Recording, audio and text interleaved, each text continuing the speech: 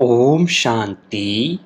9 जुलाई 2023 अव्यक्त मुरली। आज की मुरली के मुख्य पॉइंट्स हैं। संगम युग उत्सव का युग है। उत्सव मनाना अर्थात अविनाशी उमंग उत्साह में रहना। आज त्रिदेव रचता त्रिमूर्ति शिव बाप अपने रूहानी डायमंड्स के साथ डायमंड जुबली व डायमंड जयंती मनाने आए हैं। बाप दादा चारों ओर के बच्चों को जो हीरे से भी अमूल्य हैं सबको सामने देख रहे हैं। बाप दादा के आगे सिर्फ मधुबन की सभा नहीं है, लेकिन विश्व के चारों ओर के ब्राह्मण बच्चों की सभा है। यथार्थ रीति से उत्सव आप ब्राह्मण ही मनाते हो, क्योंकि उत्सव का अर्थ ही है सर्व उत्साह उमंग में रहे।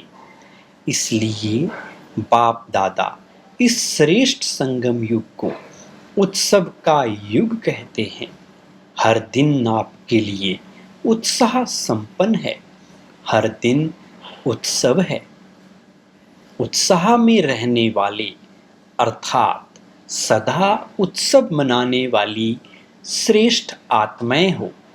कभी भी उत्साह कम नहीं होना चाहिए।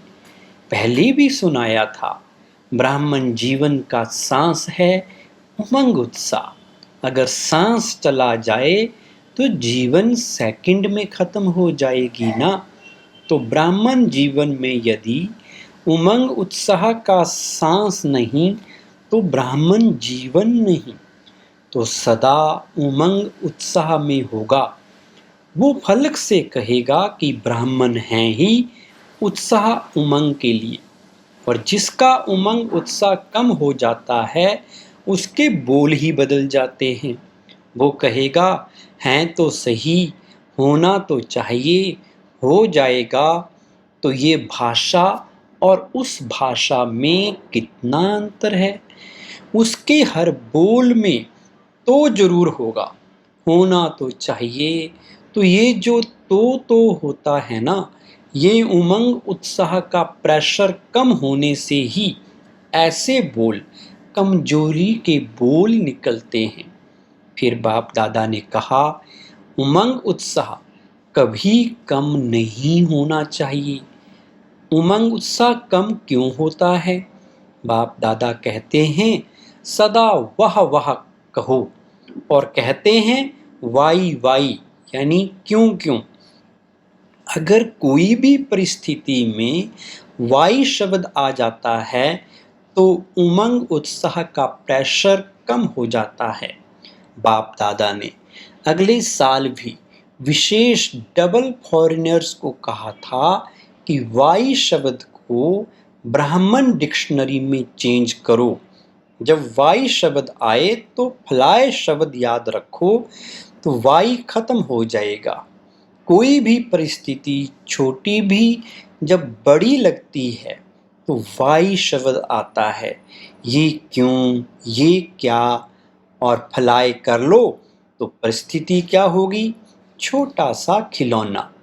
तो हम भी वाई शब्द मन में आए तो कहो ब्राह्मण डिक्शनरी में वाई शब्द नहीं है, फ्लाई है, क्योंकि वाई वाई हाय हाय करा देता है। बाप दादा को हंसी भी आती है। एक तरफ कहेंगे नहीं, हमारे जैसा श्रेष्ठ भाग्य किसका नहीं है, अभी अभी ये कहेंगे, और अभी अभी उत्साह कम हुआ तो कहेंगे पता नहीं मेरा भाग्य ही ऐसा है, मेरे भाग्य में इतना ही है। तो हाय हाय हो गया ना। तो जब भी हाय हाय का नज़ारा आए तो वाह वाह कर लो, तो नज़ारा भी बदल जाएगा और आप भी बदल जाएंगे। आजकल पॉजिटिव थिंकिंग का कोर्स कराते हो ना, तो अपने को भी कराते हो या दूसरों को कराते हो? जिस समय कोई ऐसी परिस्थिति आ जाए तो अपने को ही स्टूडेंट बनाकर, खुद ही टीचर बनकर अपने आप को ये कोर्स कराओ। अपने को करा सकते हो या सिर्फ दूसरों को करा सकते हो? दूसरों को कराना सहज है। जब ये नेचुरल स्थिति हो जाए कि हर व्यक्ति को बात को पॉजिटिव वृत्ति से देखो, सुनो या सोचो, तो कैसी स्थिति रहेगी? आजकल के साइंस द्वारा भी ऐसे साधन निकले हैं जो रफ माल को भी बहुत सुंदर रूप में बदल देते हैं। देखा है ना, क्या से क्या बना देते हैं। तो आपकी वृत्ति क्या ऐसा परिवर्तन नहीं कर सकती? आवे नेगेटिव रूप में, लेकिन आप नेगेटिव को पॉजिटिव वृत्ति से बदल दो। अगर हलचल में आते हो तो उसका कारण है नेगेटिव सुनना, सोचना व बोलना या करना। ये मॉडल बनाते हो ना बुरा सोचो, ना देखो, ना बोलो, ना करो। साइलेंस की पावर क्या नेगेटिव को पॉजिटिव में नहीं बदल सकती? आपका मन और बुद्धि ऐसा बन जाए जो नेगेटिव टच नहीं करे, सेकंड में परिवर्तन हो जाए, क्विक स्पीड से परिवर्तन हो जाए। इसको कहा जाता है ब्राह्मण जीवन का मजा, मौज। अगर जीना है तो मौज से जिए।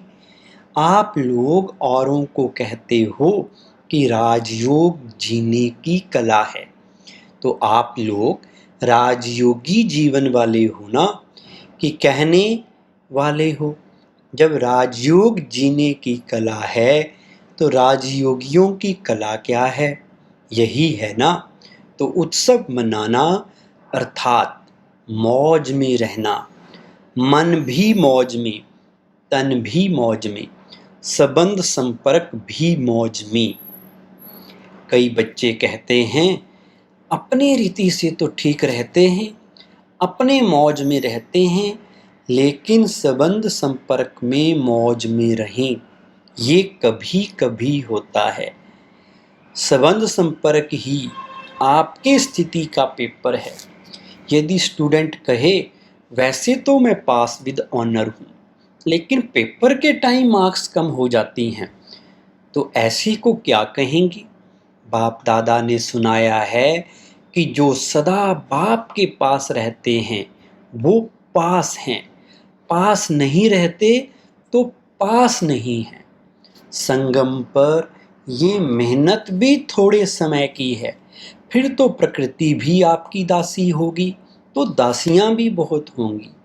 फिर आपको सामान उठाने की जरूरत नहीं। अभी अपना राज्य स्थापन हो रहा है, इस समय गुप्त वेश में हो, सेवाधारी हो, फिर राज्य अधिकारी बनेंगे। तो सेवाधारियों को तो सब प्रकार की सेवा करनी पड़ती है।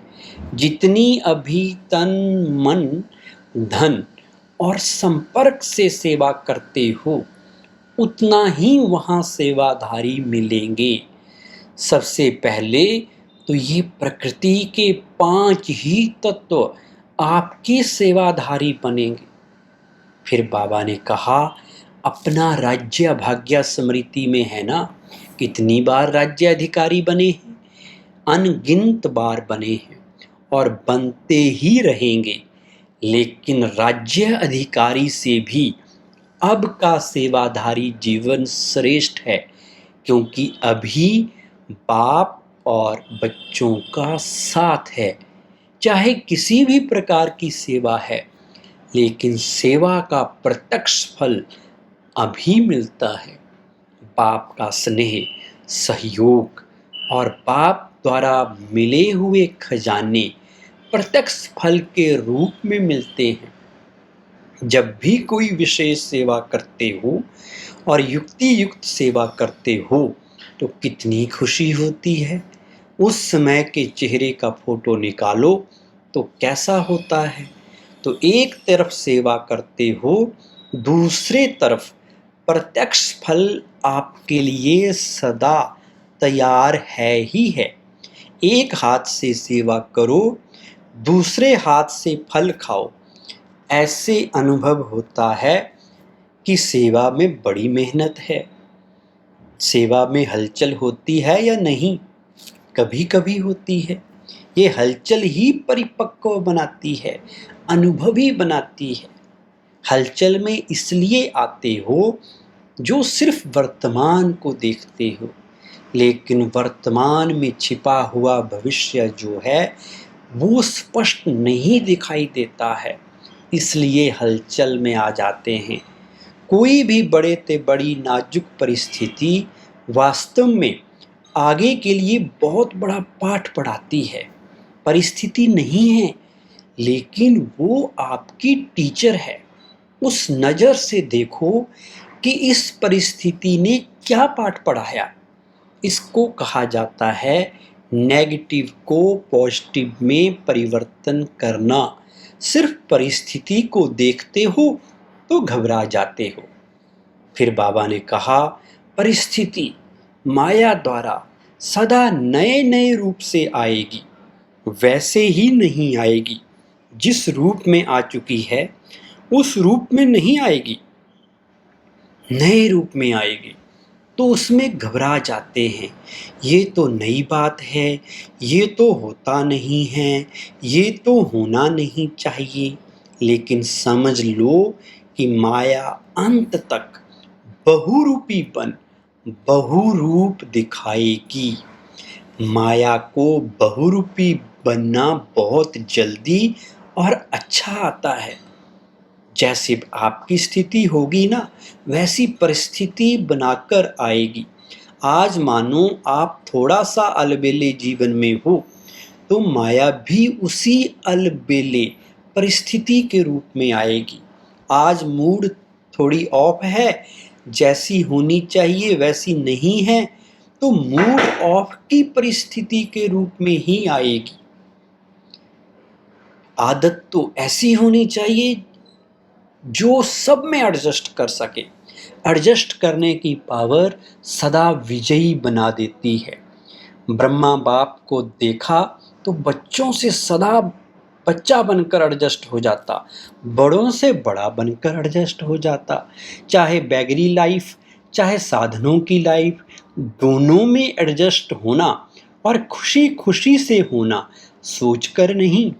यहाँ दुखी तो नहीं होते हो, लेकिन खुशी के बजाय थोड़ा सोच में पड़ जाते हो, ये क्या हुआ, कैसे हुआ। तो सोचने वाले को एडजस्ट होने के मज़े में कुछ समय लग जाता है।